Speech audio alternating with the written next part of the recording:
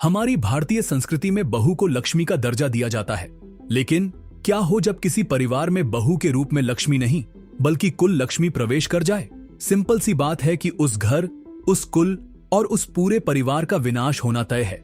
हाँ, मैं बात कर रहा हूँ स्वाति रेड्डी की, जो 2017 में तेलंगाना के नागरकुन्नल में चर्चा का विषय बनी थी। यह केस बहुत ही सनसनीखेज था, क्योंकि इस महिला ने अपने पति को मारकर उसे कुछ ऐसे ठिकानों पर छिपा दिया जिसकी भनक किसी को भी नहीं लगी।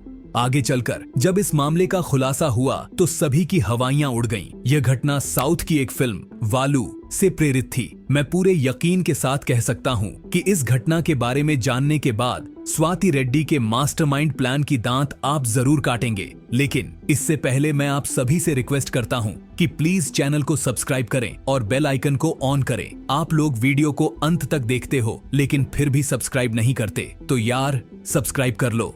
तो यह कहानी शुरू होती है। तेलंगाना के नागरकुन्नूल में एक रेड्डी परिवार रहता था, जिसमें सुधाकर रेड्डी नाम का एक व्यक्ति था। सुधाकर रेड्डी एक व्यापारी थे और उनकी शादी 2014 में स्वाति रेड्डी नाम की एक लड़की से हुई थी। यह शादी एक साधारण अरेंज मैरिज थी। समय के साथ इस जोड़े को 2 बच्चे हुए, एक बेटा और एक बेटी। स्वाति रेड्डी पेशे से एक नर्स थीं और अपने काम में व्यस्त रहती थीं। कुछ समय बाद अचानक स्वाति को पीठ दर्द की समस्या होने लगी, जो धीरे धीरे इतनी बढ़ गई कि उन्हें एक कुशल फिजियोथेरेपिस्ट की आवश्यकता महसूस हुई। अपनी पत्नी के इलाज के लिए सुधाकर रेड्डी ने स्थानीय फिजियोथेरेपिस्ट राजेश से संपर्क किया और नियमित रूप से इलाज के लिए जाने लगे। समय यूं ही गुजरता गया, लेकिन फिर आया वह मनहूस दिन, 27 नवंबर 2017। इस दिन सुधाकर रेड्डी अपनी पत्नी स्वाति रेड्डी के साथ कहीं जा रहे थे। किसी को अंदाजा नहीं था कि यह दिन उनके जीवन में एक भयंकर संकट लेकर आएगा। रास्ते में अचानक सुधाकर रेड्डी पर उनके कुछ कारोबारी दुश्मनों ने हमला कर दिया। उन पर जमकर मारपीट करने के बाद हमलावरों ने उनके चेहरे पर तेजाब फेंक दिया। इस भयावह घटना के कारण सुधाकर रेड्डी का चेहरा 80% से भी ज्यादा जल गया। तेजाब के कारण उनके शरीर पर भी गंभीर घाव हो गए। घटना के बाद उनकी पत्नी स्वाति रेड्डी ने किसी तरह स्थिति संभाली और अपने घायल पति को पास के अपोलो अस्पताल ले गईं। वहां पहुंचकर स्वाति ने तुरंत अपने ससुराल वालों को फोन किया और उन्हें यह जानकारी दी, कुछ अनजान लोगों ने सुधाकर रेड्डी पर हमला किया। उनके चेहरे पर तेजाब फेंक दिया गया है। फिलहाल मैं उन्हें अस्पताल ले आई हूँ, आप लोग भी जल्दी आ जाइए। यह खबर सुनते ही उनके परिवार वाले फौरन अस्पताल पहुंच गए। दूसरी ओर डॉक्टरों ने जब सुधाकर रेड्डी का चेहरा देखा तो परिवार वालों को बताया कि उनका चेहरा बुरी तरह जल चुका है। इसे ठीक करने के लिए प्लास्टिक सर्जरी की आवश्यकता होगी। स्वाति रेड्डी ने डॉक्टरों की सलाह पर सहमति जताई और सुधाकर रेड्डी के चेहरे की सफाई कर उसे पट्टी से ढक दिया गया। उनकी हालत इतनी गंभीर हो चुकी थी कि वह अब बोलने में भी असमर्थ थे।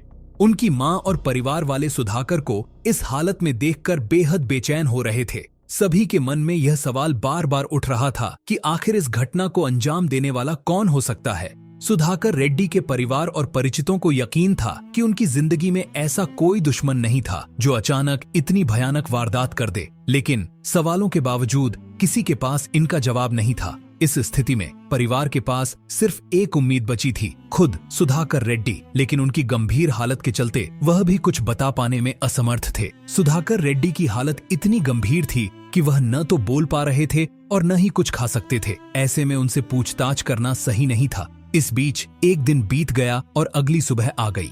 अगली सुबह सुधाकर के परिवार के साथ उसका भाई सुरेंद्र रेड्डी भी अस्पताल पहुंचा। सुरेंद्र ने देखा कि जो व्यक्ति सुधाकर रेड्डी के नाम से अस्पताल में भर्ती है, उसकी बॉडी लैंग्वेज, हाव भाव और व्यक्तित्व उसके भाई से मेल नहीं खा रहे थे। सुरेंद्र को यह बात अजीब लगी और उसे शक हुआ कि यह व्यक्ति उसका भाई नहीं बल्कि कोई बहुरूपिया हो सकता है। हालांकि वह इस निष्कर्ष पर तुरंत नहीं पहुंचा। उसने सोचा कि शायद सुधाकर पर हुए इस भयावह हमले और गहरे सदमे के कारण उनके व्यक्तित्व में बदलाव आया हो। यही सब सोचते हुए सुरेंद्र ने अपनी शंका किसी से साझा नहीं की। उधर अस्पताल में सुधाकर का इलाज जारी था, लेकिन उनकी गंभीर हालत के कारण बात करना तो दूर, खाना तक संभव नहीं था। सुधाकर रेड्डी की स्थिति इतनी नाजुक थी कि उसे केवल लिक्विड चीजें ही दी जा सकती थीं, जैसे कि जूस आदि। एक दिन उसकी मां ने बड़े प्यार से मटन सूप बनाया जो सुधाकर का पसंदीदा था और वह इसे अस्पताल लेकर आई। जब नर्स ने मटन सूप को सुधाकर रेड्डी के सामने परोसा तो उसने न सिर्फ उसे पीने से इनकार कर दिया बल्कि उसे छुआ तक नहीं। उसने इशारे में ही समझा दिया कि वह नॉन वेजिटेरियन नहीं है बल्कि एक शुद्ध शाकाहारी है। उसने यह सवाल उठाया कि वह मटन सूप कैसे पी सकता है। यह बात जब उसके परिवार वालों तक पहुंची तो वे हैरान रह गए। उनकी मां के बनाए हुए मटन सूप को ठुकराने की बात किसी के गले नहीं उतर रही थी। इस घटना ने घर वालों को चिंता में डाल दिया, लेकिन सबसे ज्यादा संदेह उसके भाई सुरेंद्र रेड्डी को हुआ। सुरेंद्र को पहले से ही शक था कि कुछ गड़बड़ है और यह व्यक्ति उसका भाई नहीं है। मटन सूप न पीने की घटना ने उसके शक को पक्का कर दिया। अब बिना समय गवाए सुरेंद्र पुलिस स्टेशन गया और पुलिस को अपनी आशंका बताई। सुरेंद्र ने पुलिस को विस्तार से समझाया कि जब से उसका भाई या यूं कहें वह बहुरूपिया उस घटना का शिकार होकर अस्पताल में भर्ती हुआ है, तब से सब कुछ अजीब लग रहा है। सुरेंद्र रेड्डी ने बताया कि वह शुरू से ही नोटिस कर रहा था कि अस्पताल में मौजूद व्यक्ति का व्यक्तित्व उसके भाई सुधाकर रेड्डी से बिल्कुल मेल नहीं खा रहा था। उसने कहा, हर व्यक्ति का अपना अलग व्यक्तित्व होता है जिसे कोई भी चाहकर भी पूरी तरह से कॉपी नहीं कर सकता। सुरेंद्र को अपने शक की पुष्टि तब हुई जब उस व्यक्ति ने मटन सूप पीने से साफ इनकार कर दिया। मटन सूप, जो सुधाकर रेड्डी का सबसे पसंदीदा व्यंजन था, वह उसे देखकर भी नहीं पिघला। सुरेंद्र ने आगे बताया, मेरे भाई को मटन सूप बेहद पसंद था। ऐसे में यह घटना मेरे शक को यकीन में बदलने के लिए काफी थी। इसके अलावा सुरेंद्र ने पुलिस के सामने यह सवाल उठाया कि अगर सुधाकर रेड्डी पर हमला हुआ था तो उसकी पत्नी स्वाति रेड्डी ने अब तक पुलिस में शिकायत क्यों नहीं दर्ज करवाई। सुरेंद्र की बातों को सुनने के बाद पुलिस को यह मामला बेहद अजीब और पेचीदा लगा। दरअसल यह केस अपने आप में अनोखा था। ऐसा मामला जहां अपराध को एक बिल्कुल अलग अंदाज में छिपाने की कोशिश की जा रही थी, पुलिस ने पहले कभी नहीं सुना था। पुलिस ने फौरन कार्रवाई शुरू कर दी और मामले की गहराई तक जाने के लिए एक विशेषज्ञ को बुलाया। इस केस को सुलझाने के लिए पुलिस को बेहद सोच समझकर काम करना पड़ा। सुधाकर रेड्डी की हालत इतनी खराब थी कि उस बहुरूपिये से पूछताछ करना सही नहीं समझा गया। अगर पूछताछ की भी जाती तो वह हर सवाल का जवाब देने के लिए पहले से ही तैयार होता। आखिरकार कोई भी बहुरूपिया किसी की जगह लेने से पहले उसकी हर छोटी बड़ी जानकारी अच्छे से जुटा ही लेता है। पुलिस ने यह भी सोचा कि अगर इस साजिश में सुधाकर की पत्नी स्वाति रेड्डी भी शामिल है तो उससे पूछताछ करना व्यर्थ होगा। ऐसा इसलिए क्योंकि वह सच बताने से बचने की पूरी कोशिश करती। इस स्थिति में पुलिस को इस केस की सच्चाई का पता लगाने के लिए कुछ अलग और ठोस तरीका अपनाना पड़ा। काफी सोच विचार के बाद पुलिस ने दो मुख्य विकल्पों पर ध्यान केंद्रित किया। पहला, डीएनए टेस्ट करवाना। दूसरा, फिंगरप्रिंट की मदद लेना। हालांकि डीएनए टेस्ट लंबा और जटिल प्रक्रिया थी। दूसरी ओर फिंगरप्रिंट का मिलान करना ज्यादा तेज और सरल साबित हो सकता था। अब समस्या यह थी कि बहुरूपिये का फिंगरप्रिंट कैसे लिया जाए, लेकिन पुलिस ने सूझबूझ से काम लेते हुए गुप्त तरीके से उसका फिंगरप्रिंट ले लिया। इसके बाद असली सुधाकर रेड्डी के आधार कार्ड से बहुरूपिये के फिंगरप्रिंट का मिलान करवाया गया। जब यह प्रक्रिया पूरी हुई तो मामले की असलियत धीरे धीरे सामने आने लगी। मैचिंग के दौरान फिंगरप्रिंट मिसमैच होने की वजह से अस्पताल में भर्ती उस बहुरूपिये की असलियत सामने आ गई। अब सवाल यह उठने लगा कि यह व्यक्ति कौन है और उसने सुधाकर रेड्डी की जगह लेने की कोशिश क्यों की। सबसे बड़ा सवाल यह भी था कि असली सुधाकर रेड्डी आखिर कहां है। इन सवालों के जवाब देने वाला कोई और नहीं बल्कि सुधाकर रेड्डी की पत्नी स्वाति रेड्डी ही थी। पुलिस का शक स्वाति पर इसलिए गहराता जा रहा था क्योंकि इतनी बड़ी घटना के बावजूद उसने अब तक पुलिस में कोई शिकायत दर्ज नहीं करवाई थी। इससे भी ज्यादा अजीब बात यह थी कि स्वाति के चेहरे पर अपने पति के साथ हुए इस हादसे को लेकर कोई तनाव या घबराहट दिखाई नहीं दे रही थी। उल्टा वह उस बहुरूपिये का बेहद खास तरीके से ख्याल रख रही थी, मानो वह उसी का पति हो। इन सारे सबूतों और संदिग्ध गतिविधियों को देखते हुए पुलिस ने स्वाति रेड्डी को हिरासत में ले लिया। कड़ी पूछताछ के दौरान आखिरकार स्वाति टूट गई और उसने सब कुछ कबूल कर लिया।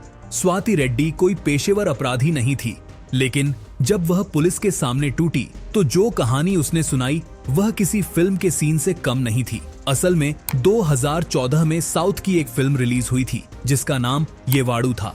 शायद आप में से कई लोगों ने यह फिल्म देखी होगी। अगर नहीं देखी या अब सीन याद नहीं है तो मैं आपको थोड़ा याद दिला देता हूँ ताकि आगे की कहानी समझने में आसानी हो।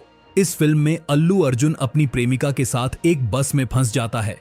वहां उसकी विलन के साथ लड़ाई होती है और उसी दौरान बस में आग लग जाती है। इस हादसे में उसकी प्रेमिका की मौत हो जाती है, लेकिन अल्लू अर्जुन बच जाता है। हालांकि उसका चेहरा पूरी तरह जल चुका होता है। इसके बाद उसे अस्पताल ले जाया जाता है, जहां एक डॉक्टर जिसका नाम सेल्जा है उसका चेहरा ट्रांसप्लांट करती है। लेकिन ट्रांसप्लांट के दौरान सेल्जा अपने मर चुके बेटे रामचरण का चेहरा अल्लू अर्जुन के चेहरे पर लगा देती है। स्वाति रेड्डी ने पुलिस को बताया कि जब उसे पीठ दर्द की समस्या हुई तो उसे एक बेहतरीन फिजियोथेरेपिस्ट की तलाश थी। इसी दौरान स्वाति रेड्डी की मुलाकात राजेश से हुई, जो एक कुशल फिजियोथेरेपिस्ट था। स्वाति अपनी पीठ दर्द के इलाज के लिए नियमित रूप से राजेश के पास जाने लगी।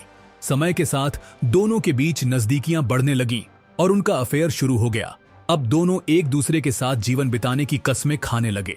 हालांकि समस्या यह थी कि स्वाति अपने पति सुधाकर रेड्डी से तलाक कैसे लेती। तलाक लेने का उसके पास कोई ठोस कारण नहीं था। साथ ही उसे डर था कि तलाक लेने के बाद वह सुधाकर की संपत्ति और सुविधाओं से वंचित हो जाएगी। इस वजह से स्वाति ने तलाक का विचार छोड़ दिया। इसी दौरान स्वाति ने येवाड़ू नामक साउथ की एक फिल्म देखी। फिल्म में एक सीन था जिसमें चेहरे का ट्रांसप्लांट दिखाया गया था। इस सीन ने स्वाति को गहराई से प्रभावित किया। उसने इस सीन को बार बार देखा और फिर राजेश के साथ मिलकर एक खतरनाक योजना बनाई। उनका प्लान यह था कि वे पहले सुधाकर रेड्डी को खत्म करेंगे। इसके बाद इस योजना को अंजाम देने के लिए वे फिल्म के चेहरे के ट्रांसप्लांट वाले सीन से प्रेरणा लेकर आगे बढ़ेगा। राजेश और स्वाति रेड्डी ने मिलकर एक शातिर योजना बनाई, जिसका मकसद था सुधाकर रेड्डी की हत्या करना और राजेश को उसका चेहरा देना। उनकी सोच यह थी कि इस तरह लोगों की नजरों में सुधाकर रेड्डी जिंदा रहेगा, लेकिन स्वाति अपने बॉयफ्रेंड राजेश के साथ हमेशा के लिए रह सकेगी। इसे कहते हैं सांप भी मर जाए और लाठी भी न टूटे। दोनों ने इस योजना को अंजाम देने के लिए एक तारीख तय की, 26 नवंबर 2017। उन्होंने यह दिन इसलिए चुना क्योंकि यह रविवार था और उस दिन सुधाकर रेड्डी हमेशा घर पर रहता था। संध्या समय स्वाति ने बड़ी चालाकी से सुधाकर को एनेस्थीसिया का इंजेक्शन दे दिया, जिससे वह गहरी बेहोशी में चला गया। जैसे ही सुधाकर बेहोश हुआ, स्वाति ने तुरंत राजेश को फोन किया और उसे घर बुला लिया। राजेश के घर पहुंचते ही दोनों ने मिलकर लोहे की रॉड से सुधाकर के सिर पर बेरहमी से वार करना शुरू कर दिया। वह पहले से ही बेहोश था और इन वारों से उसकी वहीं मौत हो गई। इसके बाद दोनों ने सावधानी से सुधाकर के शव को एक बोरे में भरकर महबूब नगर के जंगलों में ले गए। वहां उन्होंने शव को आग लगाई और उसकी राख को मिट्टी में दबा दिया ताकि किसी को कोई सबूत न मिल सके।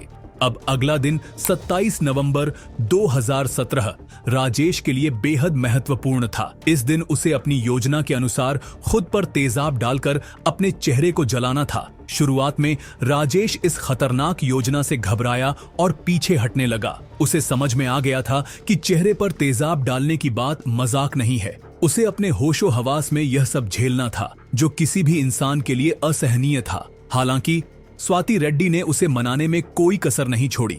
उसने राजेश से कहा, मैं पेशे से नर्स हूं, मुझे पता है कि ऐसे मामलों में क्या करना चाहिए।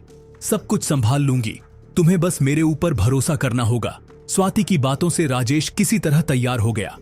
फिर बड़ी सावधानी से स्वाति ने राजेश के चेहरे पर तेजाब डाला, जिससे उसका चेहरा लगभग 30% जल गया। सोचिए, राजेश ने कैसे खुद को इस दर्दनाक स्थिति के लिए तैयार किया होगा। तेजाब के संपर्क में आते ही वह चीखने लगा। दर्द इतना असहनीय था कि उसकी चीखें रुकने का नाम नहीं ले रही थीं।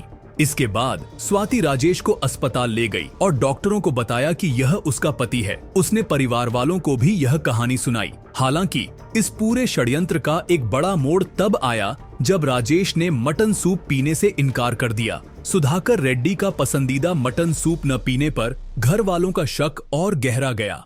शायद अगर राजेश ने चुपचाप मटन सूप पी लिया होता तो इस साजिश का भंडाफोड़ इतनी जल्दी नहीं होता। आखिरकार इस घटना के बाद पुलिस ने पूरे मामले की जांच की। स्वाति रेड्डी को गिरफ्तार कर लिया गया और राजेश का इलाज शुरू हुआ। स्वाति रेड्डी और राजेश दोनों को जेल भेज दिया गया। दोस्तों, अगर आप चाहते हैं कि मैं अपनी वीडियो में और सुधार करूं, तो कृपया कमेंट करके सुझाव दें। इससे मुझे आपकी राय जानने में मदद मिलेगी। हम सब मिलकर चैनल को और तेजी से आगे बढ़ा सकते हैं। इस साल हमारा लक्ष्य 50,000 सब्सक्राइबर पूरे करना है और मुझे पूरा भरोसा है कि आप लोग इसे जरूर पूरा करेंगे। अगर आपने अभी तक चैनल को सब्सक्राइब नहीं किया है तो तुरंत कर लें। जो लोग मेरी वीडियो यहाँ तक देखते हैं वे आमतौर पर सब्सक्राइब जरूर करते हैं। उम्मीद है कि आपने भी सब्सक्राइब कर दिया होगा। साथ ही वीडियो को लाइक करना न भूलें।